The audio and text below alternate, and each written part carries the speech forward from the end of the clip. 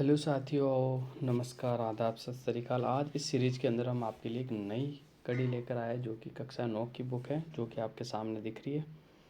कक्षा 9 की जो बुक है, इसका राजस्थान का स्वतंत्रता आंदोलन, शौर्य परंपरा, इसमें राजस्थान के इतिहास के बारे में बताया गया है। उस इतिहास के बारे में अपन पढ़ने वाले हैं। और इसमें जो आपके इन फ्यूचर जो भी नेक्स्ट एग्ज़ाम, आपके आगामी एग्ज़ाम आने वाले हैं, उन एग्ज़ाम के अंदर आपको हूबहू क्वेश्चन देखने को मिलेंगे। तो शुरू करते हैं आज का सेशन। पहले ये इंडेक्स आप देख सकते हो, ठीक है, कि ये ऑथेंटिक बुक यानी प्रमाणित बुक जो कि राजस्थान सरकार द्वारा जारी की है, ठीक है। तो ये हो गया आपके, ये इसका इंडेक्स देख सकते हो। इसके अंदर क्या क्या है। पहला जो अध्याय अपन पढ़ेंगे 1857 की क्रांति के बारे में पढ़ेंगे। फिर दूसरा राजस्थान के क्रांतिकारी, राजस्थान के प्रमुख किसान आंदोलन, जनजातीय आंदोलन, जागृति प्रजामंडल, एकीकरण और शौर्य परंपरा, ये पढ़ेंगे। तो शुरू करते हैं पहले चैप्टर की ओर। ये देखो, निर्धारित बुक राजस्थान स्वतंत्रता आंदोलन, शौर्य परंपरा, माध्यमिक शिक्षा बोर्ड राजस्थान अजमेर द्वारा जारी की गई है, ठीक है। तो इसमें आपको कोई संदेह नहीं, इस बुक से आप आपत्ति वगैरह भी लगा सकते हो। तो पहला चैप्टर चलता है 1857 की क्रांति।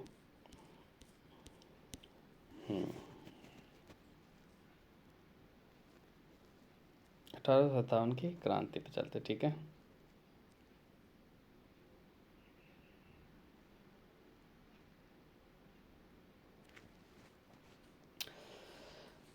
हाँ, तो शुरू करते। मुगल साम्राज्य के पतन के पश्चात देश में उत्पन्न अराजकता में राजस्थान भी अछूता नहीं रहा।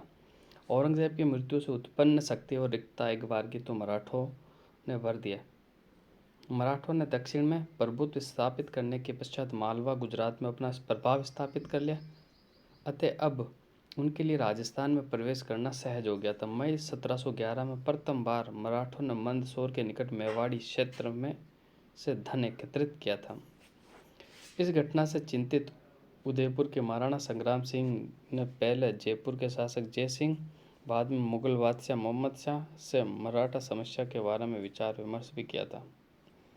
1724 के बाद राजस्थान में मराठा आक्रमणों में तेजी आई। इसी बीच अप्रैल 1734 में बूंदी के पदच्युत शासक बुद्ध सिंह ने मराठों से सहायता प्राप्त कर दलेल सिंह को गद्दी से हटा दिया था। राजस्थान के किसी शासक द्वारा आंतरिक संघर्ष में मराठों को आमंत्रित करने का प्रथम अवसर था। बाद में तो ये राजस्थान में मराठों का आश्चर्य बढ़ता ही गया था। अब इस पैराग्राफ में जो इम्पोर्टेंट क्वेश्चन जो एग्जाम में बनने लायक है उसके बाद चर्चा अपन कर लेते हैं, ठीक है। तो सबसे पहले देखो, मई 1711 के अंदर प्रथम बार मराठों ने मंदसौर के निकट मेवाड़ी क्षेत्र से धन एकत्रित किया था। यानी उस समय मेवाड़ का जो क्षेत्र था वो फैला हुआ था, तो वहाँ से धन एकत्रित किया था, ठीक है। इसी घटना से चिंतित हो गए थे उस समय उदयपुर के जो महाराणा था वो संग्राम सिंह थे। संग्राम सिंह ने जयपुर के शासक जय सिंह और बाद में मुगल मोहम्मद शाह से मराठा समस्या के बारे में विचार विमर्श किया था, ठीक है। 1724 के बाद राजस्थान में मराठा आक्रमणों में तेजी आई और इसी बीच ये इम्पोर्टेंट है, अप्रैल 1734 बूंदी के पदच्युत शासक बुद्ध सिंह ने मराठा सहायता प्राप्त कर दलेल सिंह को गद्दी से हटवा दिया था, ठीक है। ये मोस्ट इम्पोर्टेंट रहेगा आपको कि राजस्थान में किसी शासक द्वारा आंतरिक संघर्ष में मराठों को आमंत्रित करने का यह प्रथम अवसर था। भाई कौन सा अवसर था? ये प्रथम अवसर था, ठीक है। ये इम्पोर्टेंट रहने वाला आप कि मराठे विधिवत रूप से राजस्थान में कब प्रवेश किया था। तो राजस्थान में जो प्रवेश किया था वो अप्रैल 1724 में, और इसके बाद फिर आश्चर्य इनका बढ़ता गया। नेक्स्ट आगे चलते हैं अपन। 1735 ईस्वी में मालवा पर अधिकार करने के बाद मराठों को राजस्थान पर आक्रमण करने के लिए एक आसान मार्ग मिल गया। राजस्थान में मराठे कोटा, मेवाड़, डूंगरपुर, बांसवाड़ा में घुसपैठ कर वहां से धन पाने के बाद कुछ समय तक संतुष्ट रहे, लेकिन शीघ्र ही वे राजाओं को ही नहीं वरन सेठ साहूकार को भी लूटने लगे।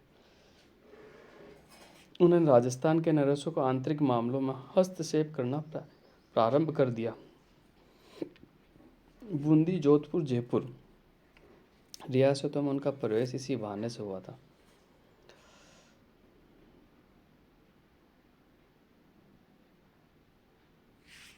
इसके बाद आगे चलते हैं अपन। नादिर शाह के आक्रमण के समय मराठों ने हिंदू धर्म के नाम पर राजस्थान के राजाओं को संगठित करने का प्रयास किया, लेकिन मुगल दरबार में दलबंदी के कारण राजपूत शासक परस्पर लड़ने लगे। इस प्रकार केंद्र में उत्पन्न शून्यता की पूर्ति के लिए मराठे राजस्थान में आने लगे और शाहू ने पेशवा बाजीराव को राजस्थान से चौथ और सरदेश मुक्ति प्राप्त करने का आदेश दिया था। ठीक है, ये दोनों कर है भाई, क्या है, दोनों प्रकार के कर हैं। ये इंपॉर्टेंट रहेगा कि चौथ और सरदेश मुखी क्या है, दो प्रकार के कर है जो कि इनको वसूलने के लिए बोला गया। 1732 ईस्वी में सवाई जयसिंह जो कि मालवा का सूबेदार बना, उसे मराठों ने घेर लिया।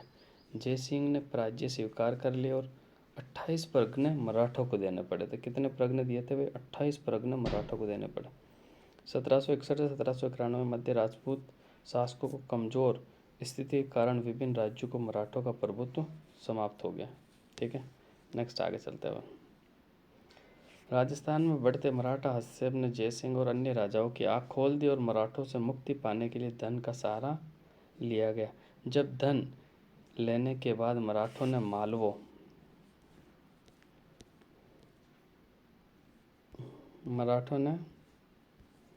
मालवा खाली नहीं किया तो पुनः संगठित प्रयास किए जाने लगे। अब धन के बजाय शक्ति के प्रयोग से मराठों को राजस्थान से निकालने का निश्चय किया गया। जुलाई 1734 में, ये बहुत आता है। ठीक है, जुलाई 1734 क्या है? जुलाई 1734 में जो हुरोडा सम्मेलन हुआ था। ठीक है,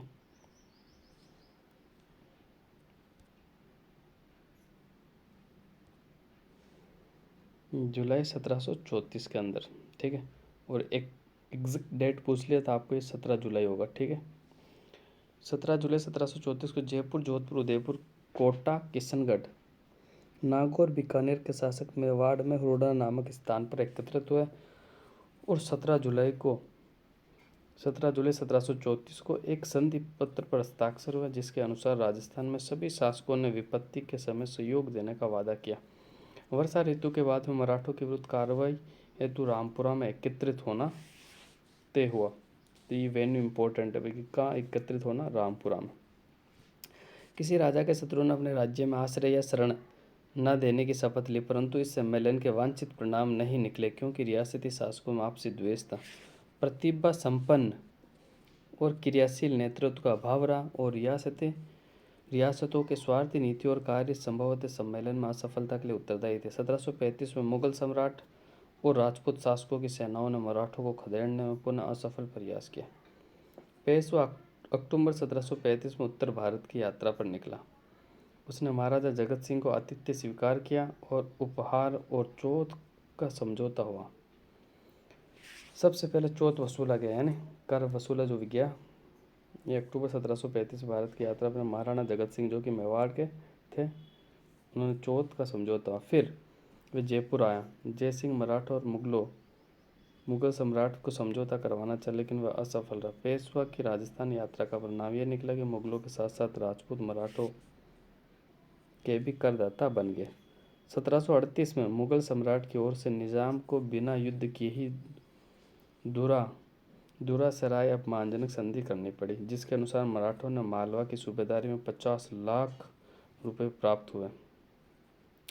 1742 में मराठों ने मारवाड़ में प्रविष्ट होकर सोजत, रायपुर, जैतारण, प्रगने में चौथ वसूल करना प्रारंभ कर दिया। ये इंपॉर्टेंट है। ठीक है, कि भाई मारवाड़ में कब प्रवेश किया था मराठों ने? 1742 में। सोजत, रायपुर और जैतारण, प्रगने से चौथ वसूल लिया था।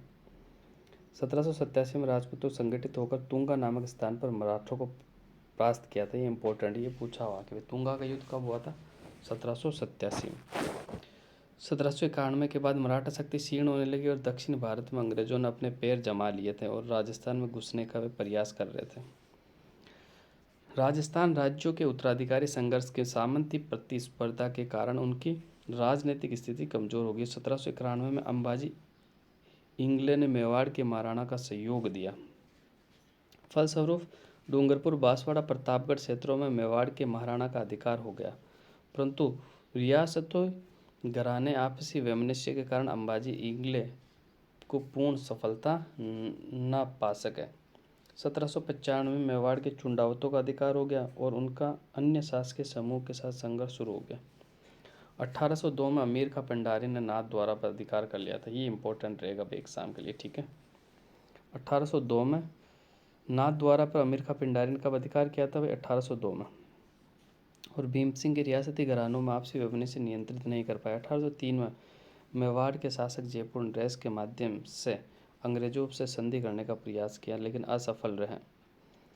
1793 और 1813 के मध्य जोधपुर में अव्यवस्था का मुख्य कारण सामंती प्रतिस्पर्धा, शिक्षणता और उत्तराधिकारी का संघर्ष था। दोनों ही पक्ष ने भाड़ेत सैनिकों को उच्च धनराशि देकर और मिलाने का प्रयास किया। परिणाम स्वरूप राज्य आर्थिक संकट से गिर गया। नेक्स्ट आगे चलते हैं अपन।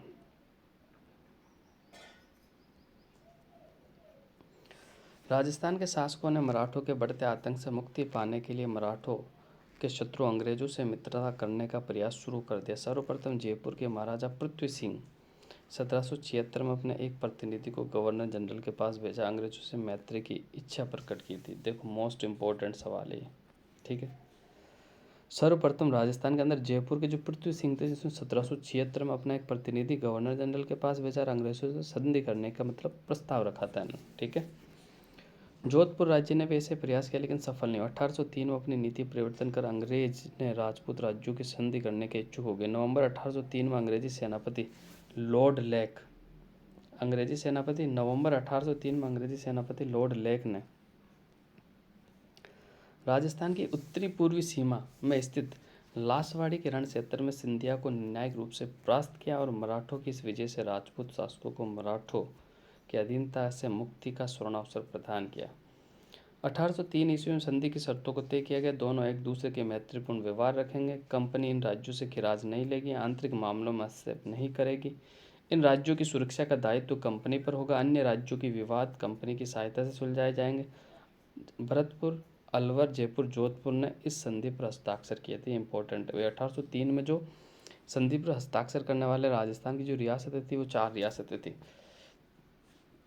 भरतपुर, अलवर, जयपुर, जोधपुर। 1811 में सेटन के स्थान पर चार्ल्स मेटकोफ दिल्ली का रेजिडेंट बना था, ठीक है। 1811 उसने गवर्नर जनरल लॉर्ड मिंटो को सुझाव दिया कि मराठों और अमीर का पिंडारियों के विध्वंसकारी कार्रवाई को समाप्त करने के लिए ब्रिटिश संरक्षण में राजपूत राज्यों का एक संघ बना लिया जाए। तत्कालीन गवर्नर लॉर्ड हैस्टिंग ने सभी विरोधियों का दमन करके भारत की कंपनी की सर्वोच्च सत्ता स्थापित करना चाहता था, किंतु ये तभी संभव था जब होलकर और सिंधिया उनके राज्यों को सीमित कर दिया जाता, पिंडारियों की शक्ति का दमन कर दिया जाता। इसके लिए राजपूत राज्यों को संरक्षण में लेना अंग्रेजों के लिए अनिवार्य था। ये हाल ही में सिंधिया होलकर पिंडारियों के प्रभाव में से है। अतः अंग्रेजों ने 5 नवंबर 1817 को होलकर की एक नई संधि लेकर राजस्थान के राज्यों के साथ संधि करने का अधिकार प्राप्त कर लिया। तो इससे पहले ये इम्पोर्टेंट है, जो ये पढ़ लेते हैं एक बार अपन कि भाई 1857 की क्रांति के समय जो शासक थे वो मोस्ट इम्पोर्टेंट है।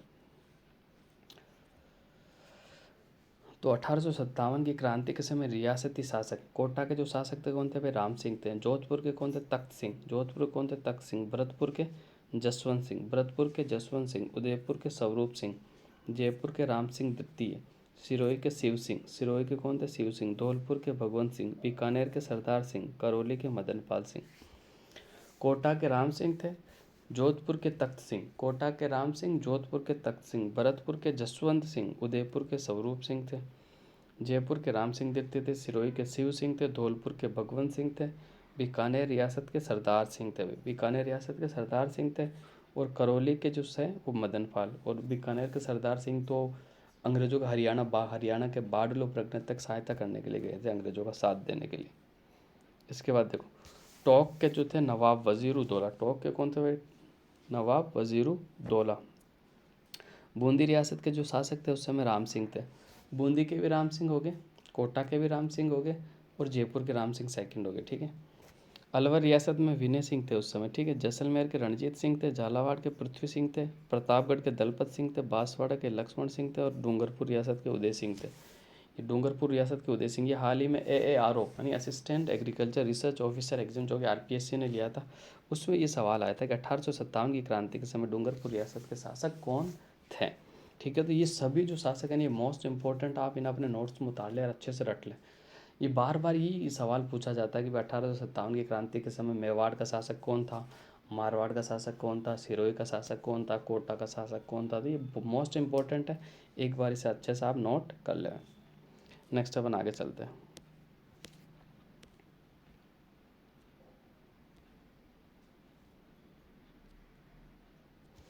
के साथ संधि करने का अधिकार प्राप्त कर लिया। इधर मेटकॉफ के निमंत्रण से मिलते ही करौली और कोटा, उदयपुर, बीकानेर, किशनगढ़, जयपुर, जैसलमेर ने कंपनी के साथ संधि कर ली। सबसे अंत में 1823 में सिरोही ने संधि करी थी भाई, ठीक है, ये भी सवाल पूछा हुआ है। सिरोही ने कब संधि करी थी? 1823 में। इसी प्रकार 1817 से 1823 के दौरान राजस्थान में स्थापित ये ब्रिटिश आधिपत्य 1947 की स्वतंत्रता प्राप्ति तक अक्षुण्ण रहा।